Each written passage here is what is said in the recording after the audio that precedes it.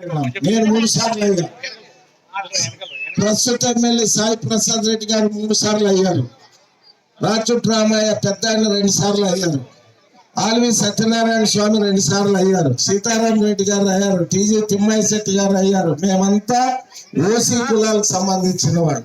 మేమేం బీసీలు కాదు, ఎస్సీలు కాదు, ఎస్టీలు కాదు. ఒక్కసారి ఇక్కడున్న ఎస్సీ, ఎస్టీ, బీసీ, మైనార్టీ సోదరులు ఒక్కసారి ఆలోచించండి. ఎప్పుడు మేమే ఉండాలా ఎమ్మెల్యేలు? ఎప్పుడు సాయి ప్రసాద్ రెడ్డి, ఎప్పుడు మీనాక్షి నాయుడే ఉండాలా? వేరే వాళ్ళకి అవకాశం ఇవ్వరా? మీరు ఒక్కసారి ఆలోచించండి. ఎస్సీ, ఎస్టీ, బీసీ, మైనార్టీ సోదరులు మీరందరూ ఏకమైతే ఓసీల పోటీ చేయాలి.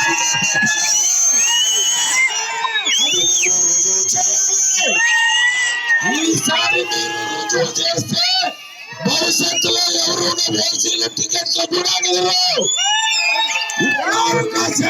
ఉపయోగించుకొని ఖచ్చితంగా మరి ఎమ్మెల్యేని, ఎంపీని గెలిపించే బాధ్యత ప్రతి ఒక్కరు తీసుకోవాలి.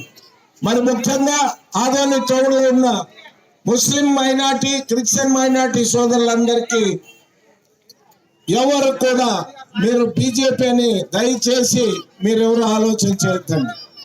బీజేపీ ప్రభుత్వం ఆంధ్రప్రదేశ్లో కానీ ఎక్కడ కానీ మన ఇండియాలో కానీ మత సామరస్యాన్ని కాపాడుతూ ఉంది.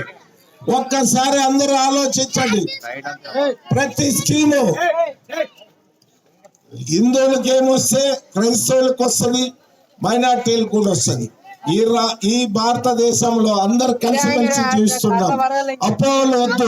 ఎప్పుడో 40-50 సంవత్సరాల కింద జరిగింది ఆలోచించద్దండి. మనం కలిసిమెలిసి జీవిద్దాం.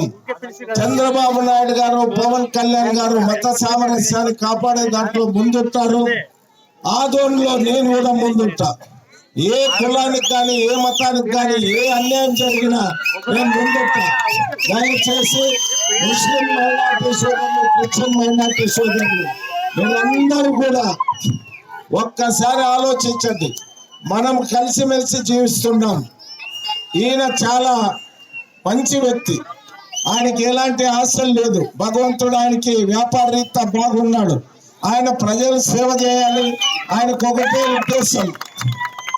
భారతదేశంలో నరేంద్ర మోడీ గారికి ఏ రకంగా అయితే పేరు ప్రఖ్యాతులు ఉన్నాయో, ఎవరో పార్థసారథనో డెంటల్ డాక్టరు ఆయన ఎక్కడి నుంచో వచ్చి ఈ ఆదోని ప్రజలకి ఇంత మంచి పనులు చేశాడనేది ఈ 5 సంవత్సరాల కాలంలో పేరు తెచ్చుకోవాలనే తపన ఉన్న వ్యక్తి. కాబట్టి దయచేసి మీరందరూ కూడా ఒక్కసారి ఆలోచించండి. మన నియోజకవర్గము అభివృద్ధి చెందాలంటే, మన నియోజకవర్గంలో ఉన్న నీటి సమస్య తీరాలంటే ఇంతకు మించిన అవకాశం భవిష్యత్తులో కూడా రాదు.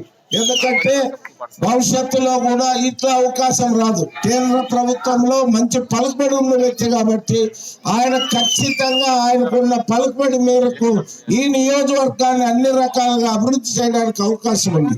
కాబట్టి రేపు మే 13వ తారీఖు నాడు 2 ఈవీఎంలు ఉంటాయి. ఎవరు కన్ఫ్యూజన్ కావాల్సిన పని లేదు.